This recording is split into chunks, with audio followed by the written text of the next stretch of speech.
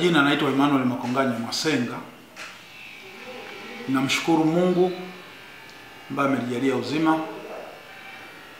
Tangu tarehe 28 mwezi wa 6 2025 nilikuwa nimechukua fomu ya kutia nia ya kugombea nafasi ya udiwani kata ya Utengule Usongwe.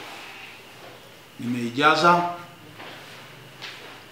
Leo hii tarehe 1 mwezi wa 7 2025 nimeenda kuirudisha ili ikimpendeza Mungu tarehe 2 watakapokuwa wanaendelea na swala la uchujaji, basi na mimi jina langu likawa na nafasi ya kwanza ya kupitishwa ili nikawatumikia wananchi kwa moyo wa dhati na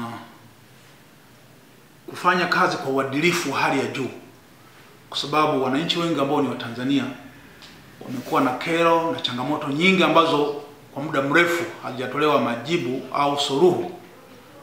Wakinipa ridhaa ya kuwasimamia, niko tayari kwa moyo wa dhati kabisa kwenda kuwasimamia na kuondolea kero mbalimbali, lakini huku nikishirikiana nao kwa karibu zaidi ili yale ambayo nayafanya isiwe maslahi yangu, iwe maslahi pana kwa wananchi wote wa Wanambalizi.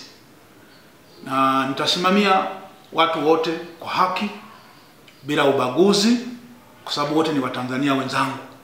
Na kama ni Watanzania wenzangu, basi haki hiyo ikatendeke ili kuwe na usawa kwa jinsia zote, wao wa kiume, wa kike, wa wazee, watoto, vijana, wakina mama, wafanyabiashara, wakulima na makundi yote ambayo yanapatikanika hapa Mbalizi. Niko tayari kwa ajili ya kuwatumikia.